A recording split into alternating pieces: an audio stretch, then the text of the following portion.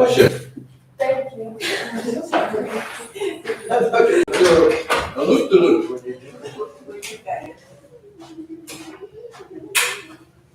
Where do you want us to sit, Ryan? In the chairs. Oh, I know, but I want students, like, grow hair, grandparents. Whoever gets there, Mr. Van Dyke, these are my most funny rolling and revolting. You're welcome to choose any seats. The students are young and healthy, most students, so they can stand. Good morning, Mr. Wall. We're old. You're good, but I suggest grabbing a seat. There aren't that many students, so let's get a lot of kids coming to watch from other grade levels. Okay.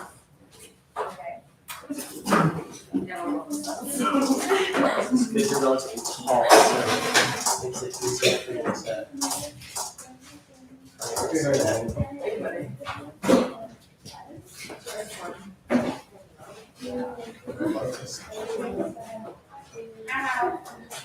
If I see a name up there, I recognize. I'm going to see what favorite water is. Like, It's very. Like it's intruding as people sit keys and stuff, that's the only thing, but you're Oh, welcome. I've got all the stand, thank you. Do you have a, yeah, Come on. I gotta go. Can you send me all the photos you can get like all the? Lucy? No. it's. I just sent out the latest package, you guys, I got you. Oh, yeah, it's a good shot. I get your shopper too. I just haven't sent out. Oh, Haley. That's my back. It's a different camera. Double, we didn't double away. It's delayed, yeah, and that means I can't pick up other from my use. Great, and I'll send it out.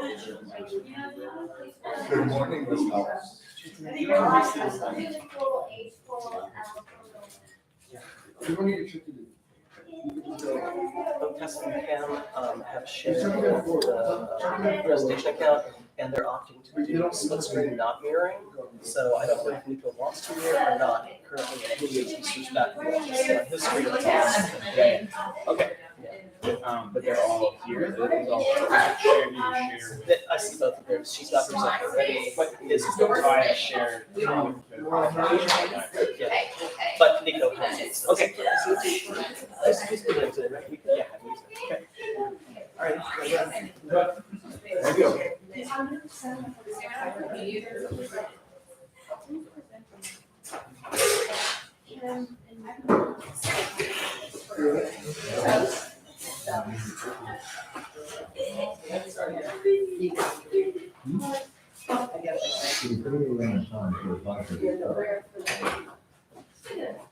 There's somebody's name up there.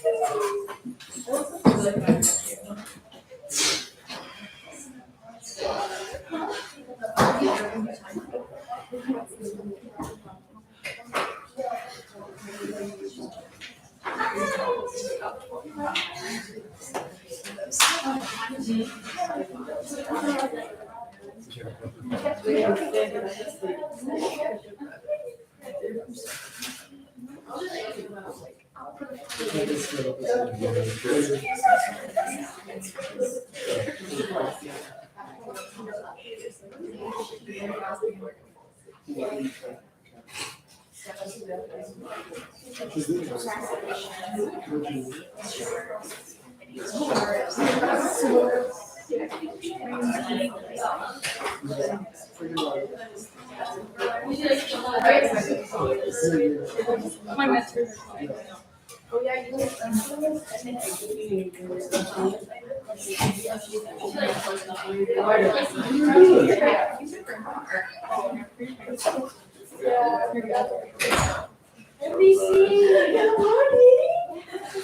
Thank you. NBC, I'm so happy. Oh, thank you.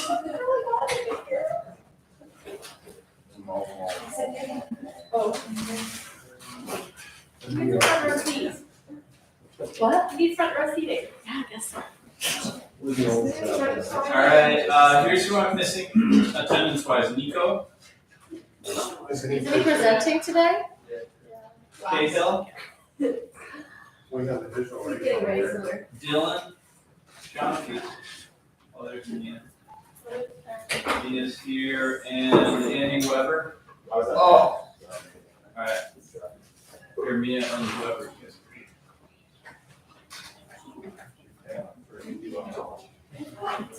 Where's my cookies? Did you get a cookie? Yeah, you did a good job on the thing.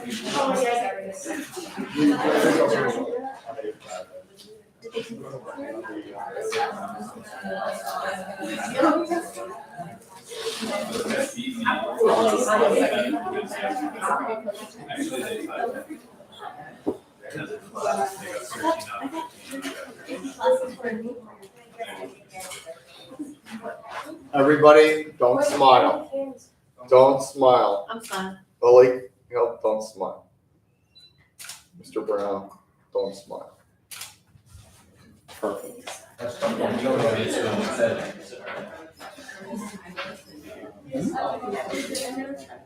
Oh, no.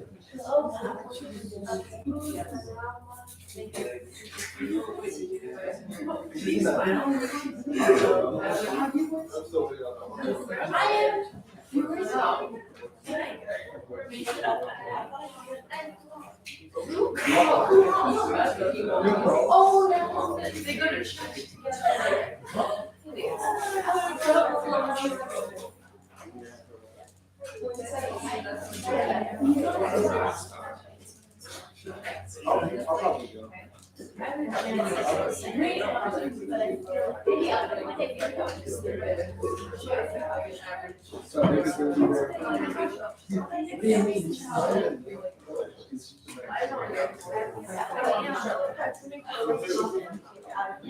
Margo, are you presenting Thursday?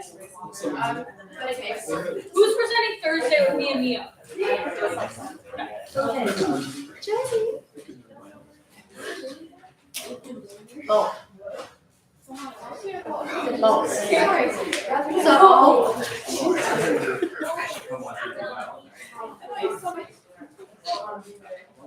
Josie. Yeah, Josie. Josie, are you second on Thursday? First? Okay,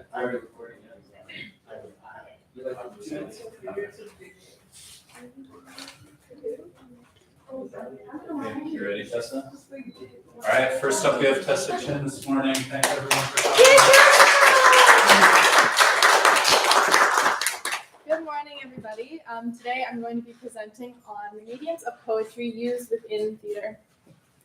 So first, I'm going to be going through last year's junior project, kind of talking about how it culminated up to my senior project. And then I'm going to be going over my driving questions, my research paper, and the application of knowledge. So I'll be going over my internship for my research paper and the product at the end. So first off was my junior project. My junior project was on poetry's mediums, and it's a pretty natural progression towards the mediums of poetry used within theater from there. But I want to specifically focus on my research paper from last year. I focused on 3 strands: spoken word poetry, page or literary poetry, and music. And from there, that was the basis in which I worked off my research paper this year. And I really wanted to go into the performance aspect of it, but specifically, I could have easily gone into music from there, and I did, but I wanted to go into theater because that is where my heart lies. So I asked the question, how do various forms of poetry used in theater affect an audience? So first, I want to talk about my internship. This was a performance-based internship concentrating on music itself. It had a selective audition process, a rigorous rehearsal schedule, all cultivating in a performance at the world-renowned Carnegie Hall. Jet-lagged and exhausted, I was thrown into this field of music and got a chance to work with a very well-known conductor, Greg Gilpin. And this internship allowed me to analyze music in a fast-paced environment and truly understand the intersection between my favorite art form and a professional career. But it also gave me a basis of music, because I was analyzing music, to work on my 3 strands of research. So this was the 3 strands of research that my research paper was based on. First, I went into the control group, and that's what I called plays with no poetry and no music. And then I went into iambic pentameter. So for those of you who don't know, iambic pentameter is a 10-syllable line with 5 syllables stressed and 5 syllables unstressed. For example, a very famous line in iambic pentameter is from Shakespeare's Romeo and Juliet. Shall I compare thee to a summer's day? 5 syllables stressed, 5 syllables unstressed, going in mismatched order. So with each strand, I wanted to find out what the poetry added and why people found connections to them.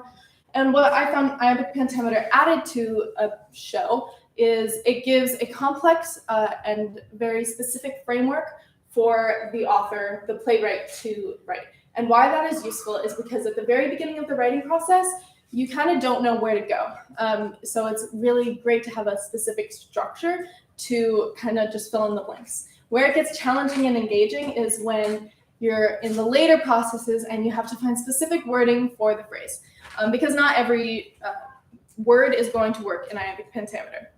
Then I went into the connections, and what I found there is that beautiful language creates an aura of importance around both the storyline and the characters themselves. And not only that, but the flow of the words gives a push and a pull to the audience. Confided she to me as to a friend.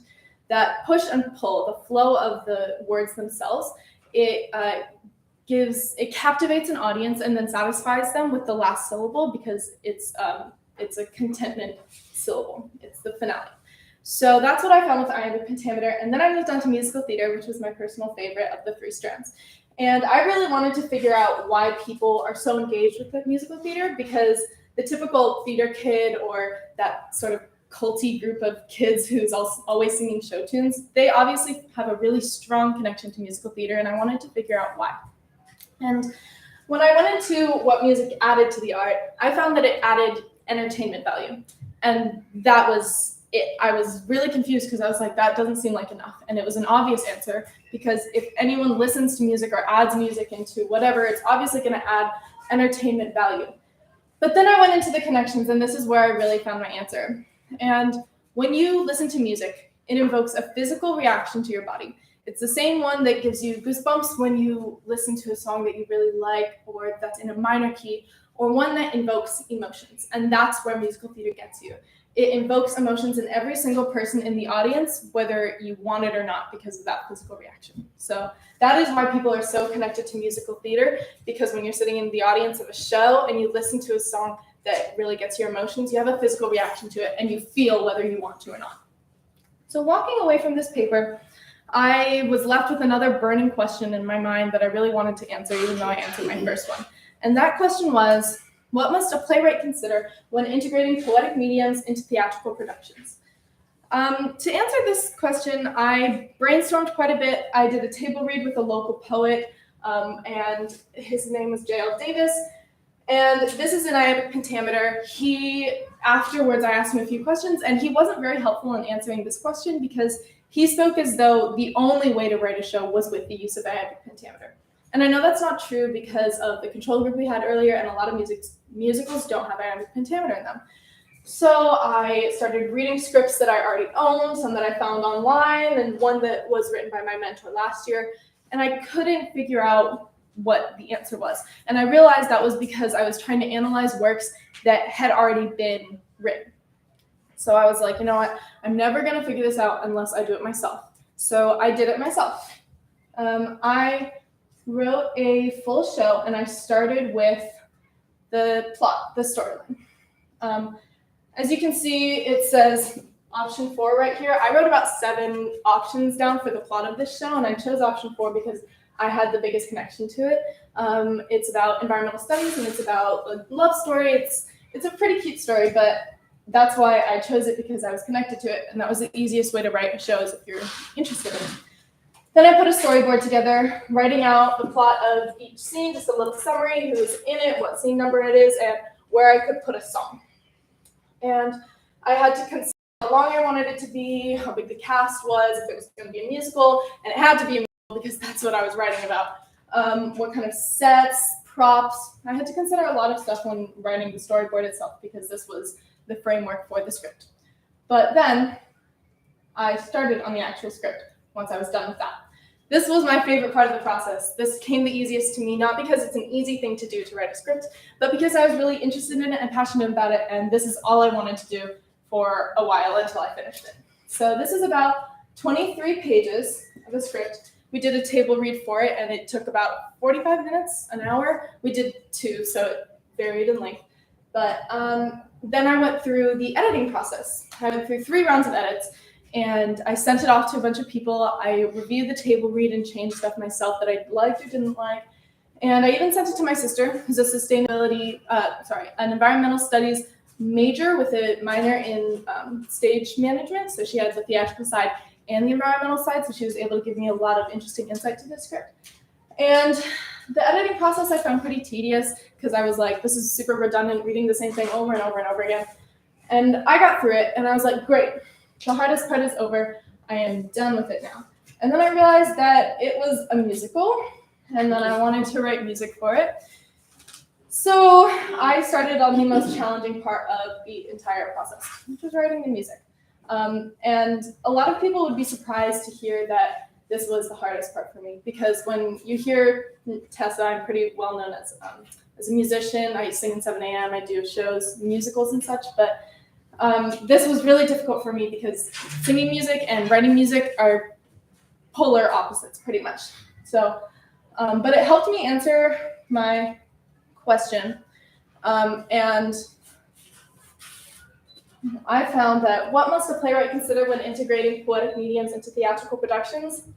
There's not really a set list, but I'll give you a few key takeaways I found.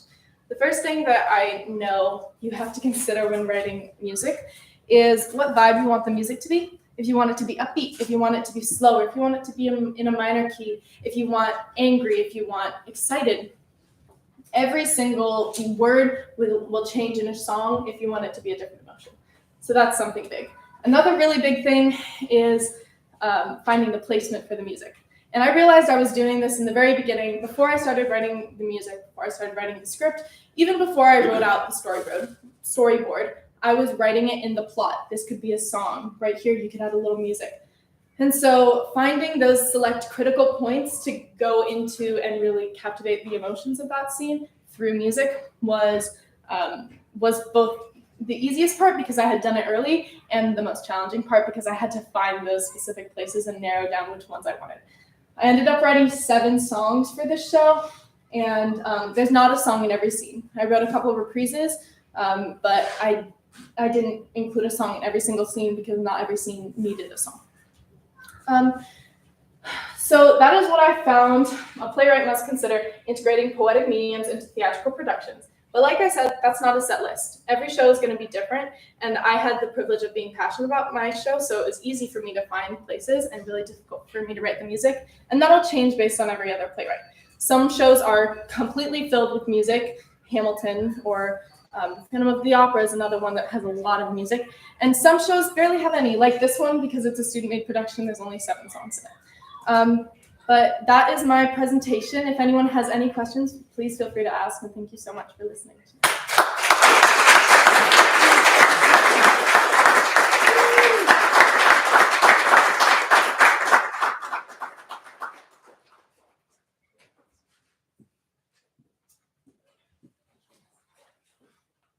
Tessa, did you end up performing it? I remember at some point that was the goal. Yeah, we actually worked with her. Good job. Do you want to screen mirror? Yeah, whatever, same thing. This one.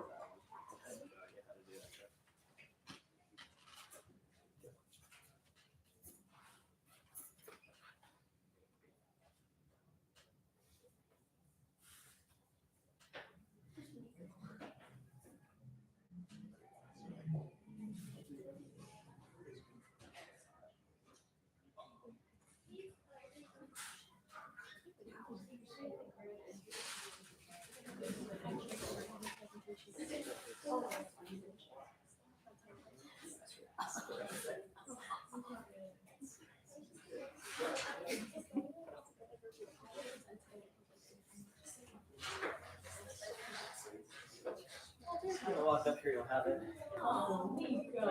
Try to do it. Yeah, there you go. So just, So where's his? oh, so, sure. Can y'all get screen wise? You want it to look like this? Yeah. Okay. So you can see the thing. I'll see.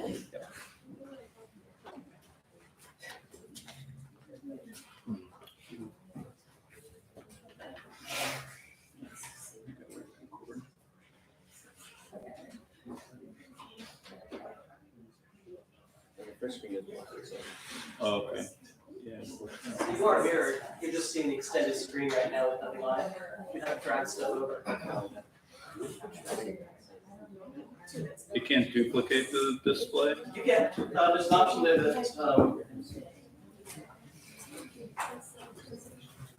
yeah, you were on the right spot. I don't think it's stuck because you didn't connect. So I'm gonna, alt-tab over settings and change that. Then it's gonna ask if you want to do it or not, otherwise it's just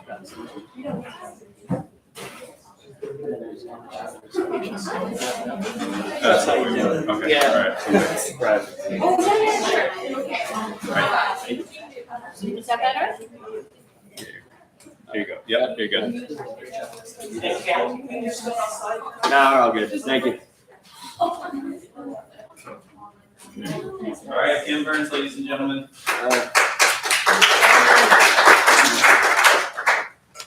Alright, so hey guys, I'm Cam, and I'm going to be talking about creating and marketing a brand. So with that said, my driver question was, how can I blend of marketing strategies as well as an infusion of artistic culture, create and grow a small brand? So building off of what I had last year, I created a brand called For Real, and then I kind of this year wanted to expand and kind of more further develop my brand. And I thought I'd best start doing that really just with kind of, getting rid of the old and creating something new to further grow and kind of harness some form of connection with my target audience. And with that said, I also wanted to find my target audience. I didn't want to market to everyone because I feel like a brand that markets to everyone is kind of a sellout in some ways. So I kind of wanted to target to something, of course, like skate and surf culture. I also looked at some brands, to get inspiration. So first I wanted to talk about Burton, not Burton we know today, but Burton back in the 80s, 90s. They kind of, they started a whole new sport called snowboarding, of course. And with their brand, they kind of got out of the normal and used flashy colors, weird fonts, and really just found that niche and a target audience that could, further develop what they wanted to do. Next, of course, we have, I hope, everyone knows Volcom. Volcom, it started in California about, these two guys who worked with Quicksilver, and they thought, that brand's kind of, they're selling out. They've become, maybe just too obsessed with their money. So then they decided to break off and create a brand that has a really true and unique brand identity. They started creating youth against establishment, with their things. And you can see, very black and white, very, weird, unique aesthetic with their skating and everything like that. Next is Stussy. I wanted to look at Stussy because it's really a higher end fashion, but also still is true to its roots, beginning in Laguna Beach. A guy, Sean Stussy, really just selling shirts out of, his cars to surfers after they were done. So while it then became a huge worldwide, fad, you guys probably know Stussy today, it's definitely different than how it was in the 90s. But again, I was wanting to be a little kind of higher market, but yet still skating. And next is a smaller brand called Former, created by surfers all around the globe. Really, they have a great aesthetic of just black and white, and that's why I wanted to kind of copy from them, if you will. Just a little black and white aesthetic and kind of grungy / punk rockish. So next, for my internship, I looked all around the island, and while I did find some surf / skate brands, they kind of sucked, for lack of a better word. So I instead wanted to go to where a lot of great surf and skate brands are created and located in SoCal. Private Party was created by Pat Monahan. It's really just a unique, it's not really skate or surf related, but he used that culture he was surrounded by to create really swimsuits, jackets, really you name it. So I worked with Pat and we wanted to first create and style a new logo for me because I thought, I have this great word font one, but again, it's kind of outdated. So, we worked together and I kind of was getting frustrated. Like, I had no idea what I should do, what? And then he's like, find something that you created. And I was like, okay, and maybe build off that. So then I created a couple of these. I was like, I went back to him. I already wasn't confident in him. He's like, you know what? I bet you can find something better. So then I, looked through all of my house, looked at all of my art in the art class over there, and couldn't find anything. And my dad's like, what about that thing on your door? I was like, what's that? So then I found this. It's taped to my door by my bedroom. It's the first print I ever created. It was about, I think, 6th or 7th grade. And I just stuck it on my door. It's been there ever since. It's meant to reference some eyes and everything like that. He's like, how about you work with this? I was like, okay. And I, of course, want to update it because, it's just a piece of paper. It's something kind of plain. So then I created something like this. I was like, okay, we're getting there. It's more of now graphic and my audience can identify with it. And then he's like, let's evolve it a little more. So then I went back to the drawing board. Based off that, I then created something like this, which I call my, icon logo for real. And next, I have my icon logo and then my font, of course, just to set my brand aside. And I hope, that can be the, maybe it's not forever, but I think it's a pretty good start. So next, of course, what I have to do is create a product. So then when creating a product, I really got stuck. I was like, how do I create it? So, I thought I could use my artistic abilities and, really just block print a shirt. That didn't work, not at all. Next, I tried screen printing a shirt. And while it was a little better, I didn't do it fully in the legit way of, using a black light and everything. It's kind of a mess. So next, I even tried embroidering a shirt and didn't really work. So then I was really lost.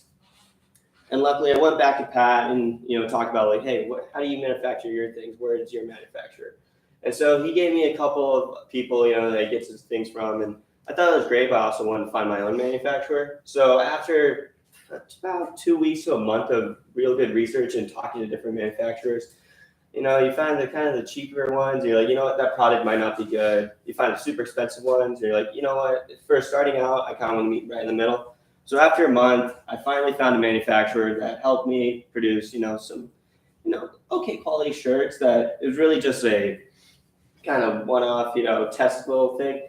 And so once I put on my story on my Instagram, I was like, hey guys, new shirts. And then one of my buddies / an old student from my prep, Jake Hulu, actually reached out. I was like, hey, we can do, some photos for your shirts. Like, okay. So I got my buddies, I got Dylan, I got Nico, I got all those guys. And we went to Pullman for the day. There were some waves. We're like, okay, let's go. Put on the shirts. And then, Jake helped us for about an hour or two, just modeling and everything, these shirts. And it was a really fun experience, wanted to get that aesthetic of like that skate / surf culture. And, I don't want to be too grungy or / punk on the first run because a lot of my target audience, I still need to expand upon that, really grow an identity. So I just wanted to stick with the, black and white. And in the background, I have my beautiful palm trees, like yellow, green, that oceany feel. And so I was really excited with the first product. I have them right here. Proud for you to see. So something like this also, got on my back right now. But I think it turned out pretty good for a first test run. Of course, in the future, I'd like, to better my product and really make it stand out, with just better quality. But I'd say for a first test run, it turned out pretty good. And so next I wanted to, I had to do marketing. I learned about different types of marketing, social media, marketing that big brands such as Stussy and Supreme do, where they target their specific audience, and rather than fully advertising it to everyone, is just directly at them. And so with that, I came up with kind of a silly, goofy idea of like being a surrealist, that identity. With surrealist art, you have that crazy, weird aesthetic of like super out-of-pocket art, but also it's so out-of-pocket that you kind of want to learn more about it. So I created, the surrealist idea, by purchasing a shirt or, even getting a sticker on your car, you then become a surrealist. So with that said, I started this thing, join the movement, become a surrealist, and of course with my website and all that. So then, and also with Instagram, plug @surrealist if you want to follow and all that, just you can become part of it's more than a brand, kind of like a movement type of thing. And so now, as I further try to grow my brand, these shirts I created are about now, like I'd say 9 months old. And working with Pat and on my own, I definitely created some more designs that I think are a little better than these ones right here. And over the summer, in hopes of just creating my very own shirts, rather than reaching out to a manufacturer, I actually want to get that screen print done and make it my own. Not only is it cheaper, but I find it more valuable to me and make it more true to the price. And, you know, I got, you know, some hats coming in about a month. I got some more shirts, hoodies, all that. Should be, you know, here for the summer. I'm hoping, you know, stay busy over the summer, create all this. And then when I go off to college, I can still continue it in college and everything like that. So with that said, thank you. I know it's kind of short, but I got to the point. Thank you.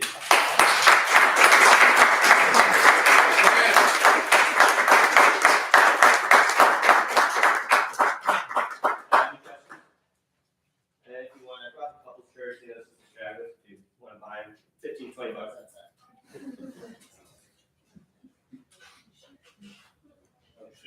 Yeah.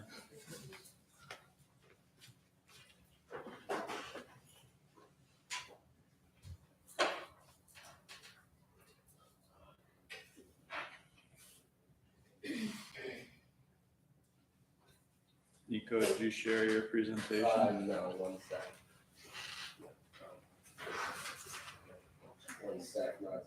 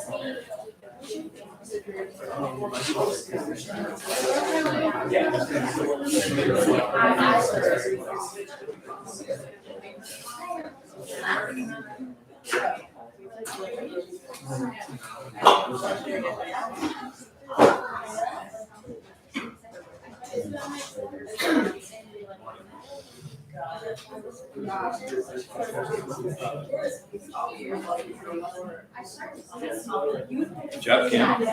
All done?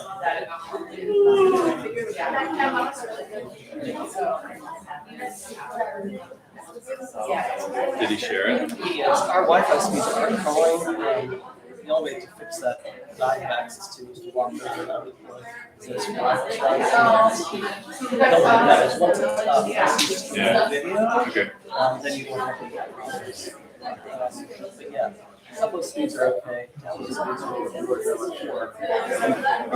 But every time I want to know, I forgot to release it or something.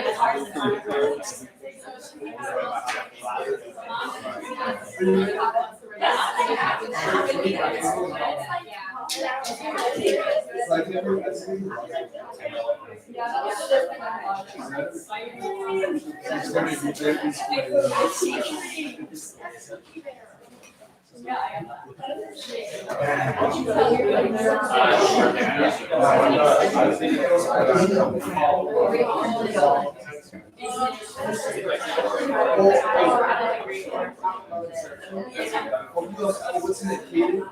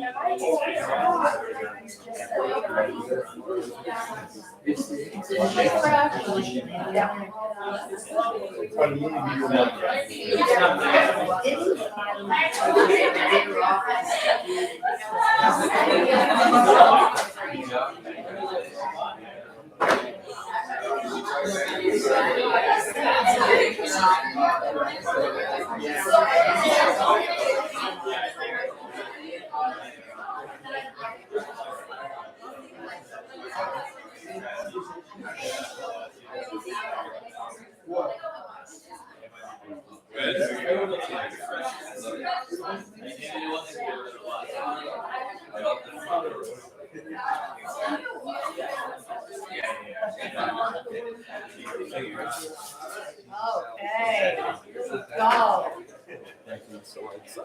That's all right. It's not your fault. Here we go. All right, Nico Blanco, everyone. Nico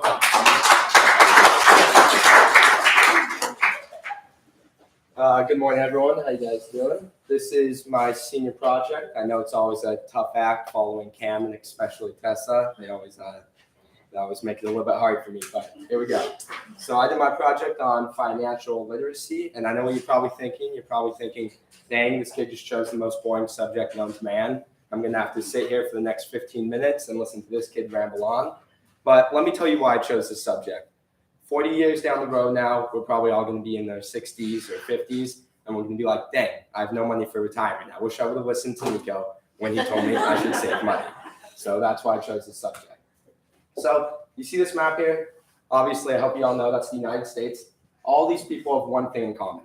This one thing is they all use money. Now, what does that have to do with my project? Well, my project's on financial literacy. So what I want to teach you how to do and what I want to teach this school how to do is how to better our money and make our money work for ourselves.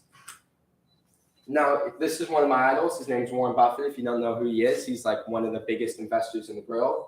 And basically, what this quote says is, if you don't find a way to make money while you sleep, you will work until you die. And basically what this is saying is we need to learn how to invest money and make money work for us instead of us working for our money. So my driving question in this project was, how can individuals starting in high school effectively plan and manage their finances to achieve long-term financial stability and success? Now, my internship was with Mr. Kumar and Mr. Harris, and what it was an internship with Cadenza Ventures, and basically what that is, it's a venture capitalist firm. So what a venture capitalist firm is basically it's a bunch of rich people giving money to a firm so that they can invest in it and make even more money down the road. Now, this specific internship focused on blockchain, so if you don't know what that is, that's Bitcoin and crypto and everything having to deal with that. So a little bit about this company is they've raised around $50 million in capital to invest. And I basically got a firsthand insight on how they invest and what they invested in. So what is finance? Well, finance is basically matters regarding the management, creation, and study of money and investments. Now, there's three main aspects of finance. There's personal finance, corporate finance, and public finance. Obviously, I'm not going to be diving into corporate or public finance because I don't think any of us are owning any venture firms or working in the government and investing in any of that. What we're basically going to be dealing with is personal finance. Now, personal finance is all financial decisions of an individual or household. So that's what we're all going to be working with. That's what we're all going to be doing with our life because we all use money. So why is financial literacy needed? Well, relevance. The most popular major in the entire world is business. So how come in school we don't have any classes that's teaching us about businesses or financial literacy? I don't know the answer to that. I know that there should be a financial literacy class at all schools, but for some reason there just isn't. Second, our future. 33% of American adults have $0 saved for retirement, and the SSN is supposed to run out in less than 20 years. Now, SSN is Social Security. What that basically is, it's it's retirement that we all pay money in for taxes, and when we're older, we're supposed to get that back out in pension, and we're supposed to have money to retire. However, because the last couple of generations have used up most of that money, in around 20 years or so, that's all going to run out for us. So our generation is going to have to learn how to retire without the help of the government. Finally, emotions. 77% of Americans are anxious about their financial situations, and this has been linked to behavioral problems. Now, we know mental health is a pretty big problem with all teens, and one of the big reasons for that is because of the financial state of most Americans. So if we teach a class on how to be more financial literate and how to be more and be able to save money and all of that, it will help our